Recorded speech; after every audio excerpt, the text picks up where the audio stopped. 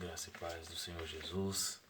Eu quero agradecer e louvar a Deus por mais essa chance e essa oportunidade de estarmos mais uma vez aqui, não reunidos presencialmente como nós estamos habituados, mas durante esse período um pouco distantes, cada um na sua casa, mas ao mesmo tempo juntos em oração, crendo que o nosso Deus está no controle de tudo. Queria deixar registrado a saudade de cada um de vocês e que tenho orado por cada um de vocês, apresentado a vida e a família de cada um. E creio que logo estaremos juntos nos domingos pela manhã, orando, bendizendo o nome do Senhor e dispostos a aprender um pouco mais do que diz a palavra de Deus. Hoje, seguindo a nossa série de aulas dentro do livro dos Salmos, com os Salmos de Romagem, essa coleção de salmos que a gente já está habituado, embora já há alguns domingos eu não tenho feito esse vídeo, mas hoje, à mercê de Deus, o Senhor tem dado graça e a gente tem conseguido iniciar essa aula e eu vou terminar no nome de Jesus. E hoje Salmo 129. E eu queria, aonde você estiver, pedir a você que vai assistir essa aula, abra comigo a sua Bíblia e acompanhe comigo a leitura da palavra de Deus. Salmo 129. Muitas vezes me oprimiram desde a minha juventude. Que Israel o repita. Muitas vezes me oprimiram desde a minha juventude, mas jamais conseguiram vencer-me. Passaram um arado em minhas costas e fizeram longos sulcos. O Senhor é justo. Ele libertou-me das algemas dos ímpios. Retrocedam envergonhados todos os que odeiam Sião. Sejam como o capim do terraço, que seca antes de crescer, que não enche as mãos do ceifeiro, nem os braços daquele que faz os fardos, e que ninguém que passa diga: seja sobre vocês a bênção do Senhor. Nós os abençoamos em nome do Senhor. Queridos, esse é mais um salmo de romagem.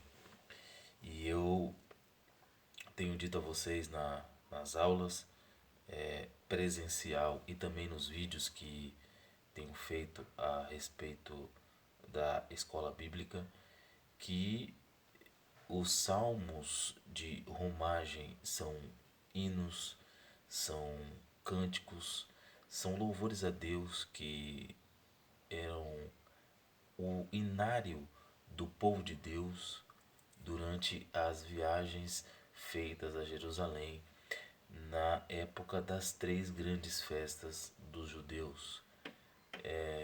O judeu que temia Deus, o temente a Deus, ele levava a sua família com a sua caravana, ali talvez amigos, filhos, e durante a viagem ele cantava, ele louvava, ele expressava todo o sentimento que é comum ao coração humano. É por isso que os salmos falam tanto ao nosso coração, porque no livro dos Salmos nós encontramos todo o sentimento que há no coração humano. E quando nós tratamos dessa pequena coletânea dentro do livro dos Salmos, conhecida como Salmos de Romagem, nós além de termos essa ideia muito próxima de nós, de termos uma, uma, uma, uma proximidade grandiosa com aquilo que está sendo dito ou orado ou cantado pelo salmista, nós ainda temos o pano de fundo da viagem, da peregrinação, daquilo que era feito é, é, é, ao longo do caminho. E queridos, nós chegamos aqui no Salmo 129, como disse a vocês aqui no início, nas minhas primeiras falas. Já há alguns domingos eu não tenho conseguido enviar os vídeos, e nós também estamos vivendo esse período de quarentena, então estamos fazendo as aulas online, bem como os cultos também. Mas hoje, por graça de Deus, o Senhor preparou esse momento aqui para que a gente possa dar continuidade no ensino e seguir na nossa série de aulas dentro do livro dos Salmos. E hoje, Salmo 129, esse salmo que li aqui para vocês, são 8 versículos que eu queria dividir em duas partes. Duas partes. Primeiro, o lamento do que sofre. E esse também seria o título da aula. Grave aí: o lamento do que sofre. E nós encontramos esse lamento a partir do verso de número 1. O verso de número 1 diz: muitas vezes me oprimiram desde a minha juventude. Que repita, ó Israel. Muitas vezes me oprimiram desde a minha juventude, mas jamais conseguiram vencer-me.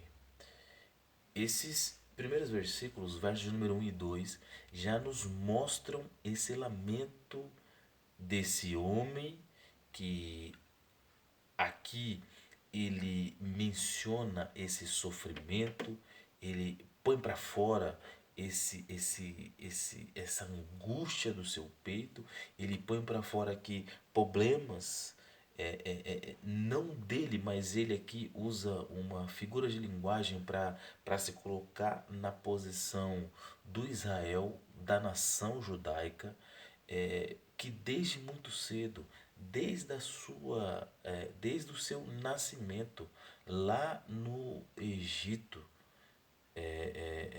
ele desde o seu nascimento, não no Egito, mas ali nos seus primeiros meses, nos seus primeiros, por assim dizer, nos seus primeiros anos de vida, desde o Egito, a nação de Israel, o povo de Deus, tem sofrido e sofrido muito.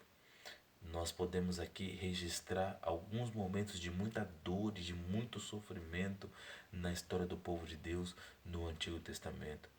E a escravidão no Egito é o nascimento, por assim dizer, como nação, porque ali eles formaram um grande povo, mas debaixo de grande opressão. Então, por assim dizer, queridos, nós podemos imaginar e entender que os primeiros anos de Israel no Egito foram anos de muita opressão, escravidão, sofrimento. E diante disso, percebemos que o homem aqui, o salmista aqui, ele menciona esse sofrimento, ele deixa saltar para fora esse sofrimento. Então ele põe para fora esse lamento, esse sofrimento, e ele recorda de problemas passados. Versos número 1 e 2 nós vemos que ele está recordando problemas passados, ele está revivendo situações que trouxeram para ele tristezas, angústias, e ele está saltando para fora com esses pensamentos. Versos número 1 e 2. A partir do verso de número 2 ainda, a parte B do verso, ele diz: mas jamais conseguiram vencer-me.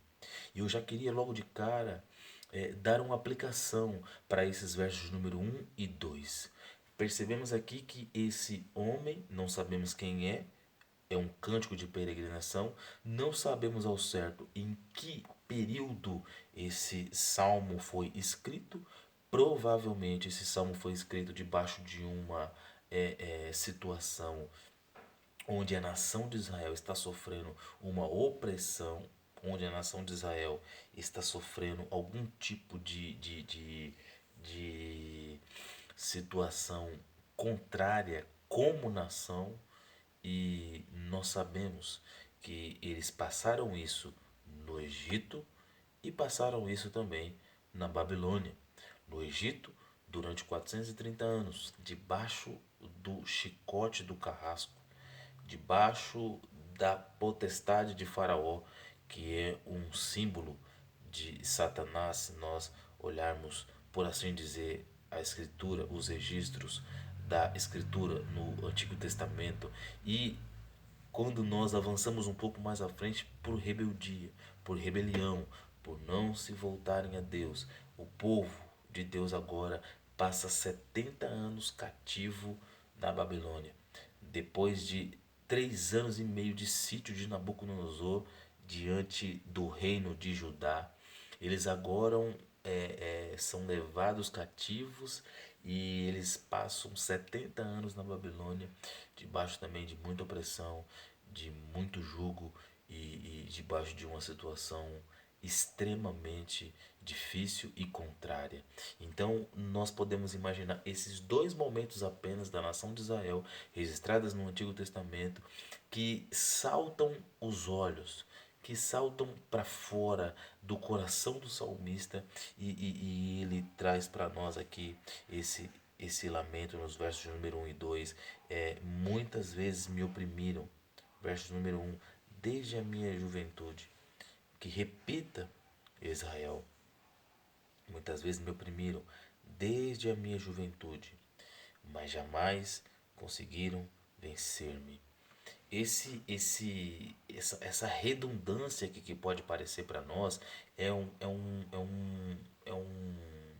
recurso, é um recurso da língua judaica para enfatizar que a aflição que eles passaram como povo, como nação, não foi pouca, não foi boa, ela foi grandiosa e ela foi realmente terrível.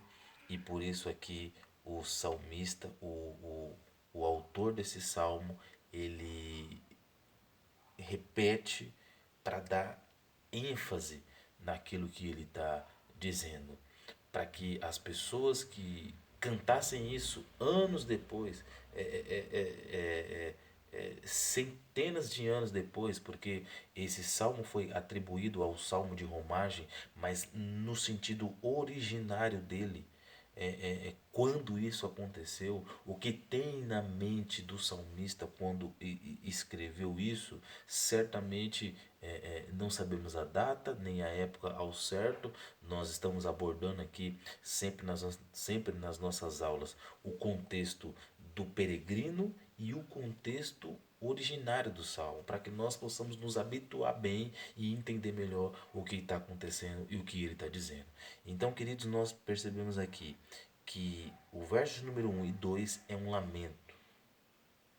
E é um lamento que, pelo autor, dá a ideia de algo enfatizado. Olha, nós sofremos. É como se ele repetisse: olha, nós sofremos. É como se ele dissesse ainda mais uma frase: nós sofremos muito. Não foi pouco. Então, queridos, nós percebemos aqui um lamento do que sofre. E a partir do verso número 3, ele usa uma figura para mostrar como era esse sofrimento. Verso número 3: passaram um arado em minhas costas e fizeram longos sulcos. Então, dos versos número 1 a 2 é o lamento. E ele enfatiza no verso número 2. Verso número 1 ele fala. Verso número 2 ele enfatiza a aflição. Ele enfatiza a angústia. Ele enfatiza o sofrimento. No verso número 3, a parte B do verso número 2, ele já diz que passou tudo isso, mas não foi vencido. A nação de Israel, desde a sua juventude, sofreu com a escravidão no Egito. Anos depois, por sua rebelião, é bom a gente deixar claro aqui, Deus envia Nabucodonosor e permite que ele invada Judá e leve cativo aquele povo para ficar na Babilônia durante 70 anos e muito, sofrer muito. Então, queridos, a título não de introdução, mas já entrando na aplicação prática desse salmo para nós, é quando nós sofremos, porque tememos a Deus e porque não nos dobramos diante do sistema maligno que rege o mundo e porque não nos dobramos diante de uma proposta escusa e porque não nos dobramos diante de algo que pode parecer que está brilhando demais, mas que não tem a chancela do Espírito Santo, que não tem o aval de Deus, que a palavra de Deus condena. Então, quando nós sofremos porque nós estamos fazendo o que é certo diante de Deus, é uma coisa. Agora, quando nós sofremos, quando nós, pelo simples fato de nós estarmos colhendo o que plantamos, é uma situação totalmente diferente. Então aqui é o que eu queria deixar essa primeira aplicação prática para a nossa vida. Pense muito bem o que você está fazendo com a sua vida. Pense muito bem o que você está fazendo com a vida da sua família. Pense muito bem em nome de Jesus, porque ainda há tempo de arrependimento. Ainda há tempo de restauração para a sua vida. Ainda há tempo, querido, de mudança. Ainda há tempo de Deus mudar toda a sua vida, mudar toda a sua história em nome de Jesus. Ainda que você e eu possamos estar em dias de lamento, como o salmista aqui nos versos número 1 e 2, em dias de aflição, com essa quarentena, com essa pandemia em vigência, com as notícias vindo de maneira avassaladora, com a mídia dia após dia dizendo que vai morrer esse tanto de gente, dizendo que vai morrer mais um tanto de gente, dizendo que ou seja, as previsões mais catastróficas possíveis são dadas pela mídia, mas entretanto a nossa confiança continua no Senhor nosso Deus em nome de Jesus, porque assim como o salmista sofria ao lembrar desses fatos do passado, que a nação de Israel sofreu desde a sua juventude, desde o Egito, passando pela escravidão, depois 70 anos na Babilônia, essas lembranças do passado que traziam para ele sofrimento, ele, mesmo assim, no verso número 2, a parte B do verso, ele diz: nós sofremos muito como nação, nós passamos por momentos difíceis, foi uma situação difícil atrás da outra, mas nós não fomos vencidos.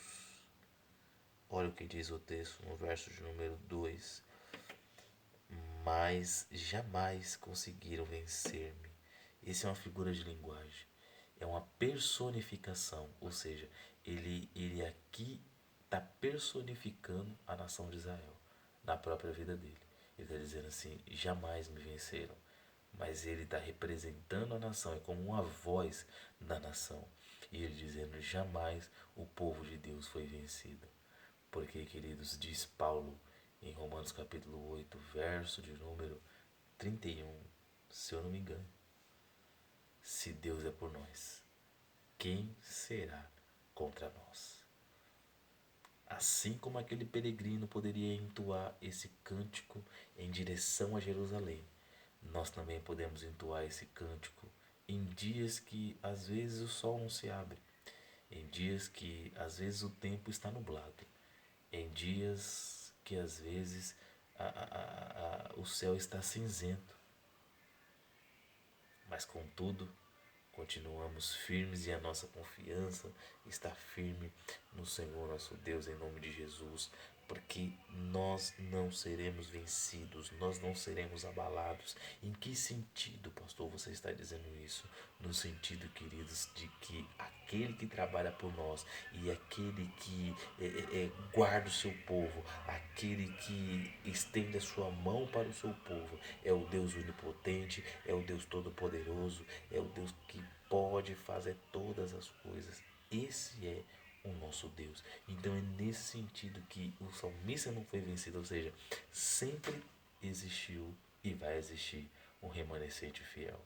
Amém? Por isso, quando Elias profetizava ao reino do norte e ele se sentiu cansado também, ele talvez lembrou desse salmo. Quem sabe Elias até cantou esse salmo e ele se voltou a Deus e disse: Senhor, eu estou cansado. É melhor a morte do que a vida para mim. Deus mostrou para ele que ainda existiu o remanescente fiel, mesmo no meio de uma situação de calamidade, mesmo no meio de uma situação de corrupção, mesmo no meio de uma situação difícil, terrível, sempre vai existir o remanescente fiel. E eu quero crer, em nome de Jesus, que você que está me ouvindo, você que vai me ouvir futuramente, você que faz parte da AD Apostólica Fonte Viva, você que é aluno da escola bíblica, você que é meu amigo, é meu irmão, você que faz parte da minha vida, que eu não vejo há algum tempo, mas tenho orado por você. Eu quero crer que você é esse justo, é esse homem, é essa mulher que foi justificado pelo sangue de Jesus, lavado e remido pelo sangue do Senhor Jesus, e vai entender, à luz da Escritura, como o salmista nos mostra aqui no Salmo 129, embora as perseguições possam ser muitas, embora as aflições possam ser muitas, mas como diz outro salmista no Salmo 34, verso número 19: muitas são as aflições do justo, mas o Senhor o livra de todas. Que Deus vai de encontro à sua vida, à sua casa e à sua família. E por mais que essa situação toda de pandemia tenha um âmbito de aflição para o meu e para o seu coração, Deus, em nome de Jesus, é poderoso para livrar a minha vida, a sua casa e a sua família, em nome de Jesus. Então os versos número 1 e 2 nos mostram um lamento, mas o verso número 2, a parte B do verso, nos mostra uma luz no fim do túnel. É alguém lamentando, é alguém chorando, é alguém triste, mas ele sabe que no final quem está lutando por ele é maior do que a luta, é maior do que a aflição, é maior do que a pandemia, é maior do que qualquer vírus, é maior do que qualquer outra situação que nós possamos enfrentar na nossa vida, é maior do que os políticos corruptos, é maior do que a falácia de muitos políticos, é maior do que qualquer outra coisa. O nosso Deus é maior e Ele está no controle, Ele está no trono, Ele não foi pego de surpresa, Ele não está roendo unhas, Ele está no controle de tudo, em nome de Jesus. Creia nisso, acredite nisso. É isso que diz a Escritura, é isso que diz a palavra de Deus, e é dessa forma que nós, como servos do Senhor, devemos nos comportar diante de toda a situação vivida no nosso âmbito natural, mas na esfera espiritual, a nossa confiança continua no Senhor, que fez os céus e a terra. E percebemos, queridos, também que, à luz do que diz o verso de número 2, a parte B do verso, mas jamais conseguiram vencer-me. Quando entendemos isso, que mesmo diante de um lamento, verso número 1 e 2, a partir do verso de número 2, a parte B do verso, ele diz que não foi vencido. Aí ele vai dizer no verso número 3 o que aconteceu com ele. Passaram o arado em minhas costas e fizeram longos sulcos. Essa situação aqui era tão opressora e tão difícil que ele usa essa figura de linguagem. É como um carrasco com cordas na mão, com chicotes e chicoteando aquele homem, aquela pessoa, e nas suas costas ao sair o chicote do carrasco, abre-se veias, sulcos, como aquelas aberturas que nós vemos no chão. Então a situação era difícil, mas diz o verso número 2, a parte B do verso, que ele não foi destruído, ele não foi vencido, porque aquele que lutava por Israel continua lutando pela igreja e é o Senhor nosso Deus, em nome de Jesus. E o verso número 4, ele exclama: o Senhor é justo. Queridos, Deus é bom, Deus é amor. Por vezes, quando eu converso com alguém e as pessoas perguntam para mim: como o senhor está, pastor? Eu digo assim: eu estou bem, graças ao bom Deus. Mas às vezes é preciso dizer também, e certamente é preciso dizer e afirmar com todas as letras, que Deus ao mesmo tempo é bom, é justo, é misericordioso, que Deus é amor, ele também é justiça. No sentido, querido, de que até a ira de Deus é justa. Deus não erra. Amém? Por isso, o que Deus faz é perfeito, é justo, é santo e é bom. E aqui o verso número 4, ele exclama: o Senhor é justo. Ele libertou-me das algemas, das algemas dos ímpios. Então ele expressa do verso número 1 a 4 as muitas aflições, desde a sua juventude lá no Egito, passando pelo Êxodo, depois 70 anos cativo na Babilônia. No verso número 2, a parte B do verso, ele diz: mas não conseguiram vencer-me, ou seja, mesmo diante de todas as aflições, Deus ainda continua lutando pelo seu povo, Deus ainda continua lutando pelos seus, Deus ainda age com misericórdia. Esse tempo que estamos vivendo agora, queridos, é um tempo onde a ira de Deus vem junto com a graça. Perceba, é uma situação que afeta todos. Não só os ímpios, não só aqueles que não temem a Deus, mas também nós que tememos a Deus, mas também a igreja que teme a Deus. Muitos que se voltam a Deus também estão sofrendo. É uma situação que afeta todos, mas é ira misturada com misericórdia, porque é nesse tempo que você pode ainda se voltar a Deus, é nesse tempo que você pode ainda se arrepender dos seus pecados, é nesse tempo que você ainda pode ter uma nova vida em Cristo Jesus. Mas há de chegar um tempo, e o livro do Apocalipse relata que no derramar da sétima taça, aí não é mais ira com misericórdia, aí é só ira. Aí é santa ira de Deus.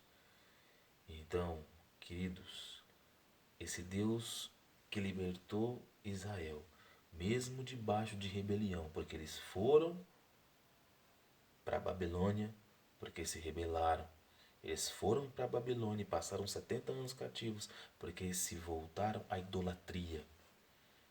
Mas mesmo assim, lá ainda houve o remanescente fiel. Lá ainda nós tínhamos o profeta Daniel. Lá ainda nós tínhamos Sadraque, Mesaque e Abednego, dando um grande testemunho na fornalha de fogo ardente. Lá nós ainda tínhamos, em um dado momento, o profeta Ezequiel profetizando no vale de ossos secos, uma visão deslumbrante que Deus deu a ele. E lá certamente houve o remanescente fiel, sem esses nomes conhecidos, mas o povo ainda servia a Deus, ainda se voltava a Deus, embora muitos se dobravam aos ídolos pagãos. Mas sempre o remanescente fiel existiu e ele sempre vai existir.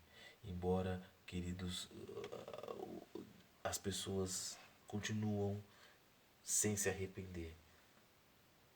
O papel da igreja é continuar pregando, é continuar falando pela fé que vai haver um mover do Espírito Santo para alcançar muitas pessoas nesse tempo de crise, nesse tempo de pandemia. É um tempo oportuno para muitas pessoas ainda se voltarem a Deus. Olha o que ele diz no verso número 4: o Senhor é justo, ele libertou-me das algemas dos ímpios. povo de Deus ainda pode passar por muitas lutas e muitas aflições, como Israel passou desde a sua juventude, diz o texto que lemos. Mas o Senhor foi justo e o libertou de todas as suas algemas. Deu a ele livramento, tanto do Egito, no Êxodo, e deu também livramento ao povo de Deus, ao retornarem à sua terra natal. À luz do Salmo 126, eles cantaram e se alegraram e diziam: é como um sonho. Porque quando o nosso Deus estende a mão, ninguém pode parar o braço onipotente do Senhor. E para concluir, queridos, a partir do verso número 5, ele começa uma oração imprecatória. O que é uma oração imprecatória? Uma oração imprecatória é uma oração que visa a justiça de Deus, que visa a glória de Deus, que visa Deus ser vingado, e não eu, não você, não qualquer cristão, mas a glória de Deus. Nós vimos o que aconteceu aqui nesse ano. Nós vimos o que aconteceu no ano passado, no final do ano passado, com aquele aquele, eu nem posso chamar eu não sei nem o que nome dá para aquilo que fizeram com o nosso Senhor e Salvador Jesus Cristo, naquele pseudo-filme daquele grupo Porta dos Fundos, retratando Jesus daquela maneira que eles retrataram. Eu não sei o que dizer com aquelas escolas de samba que retrataram o nosso Senhor Jesus sendo esmagado, pisoteado por Satanás na, ao desfilarem.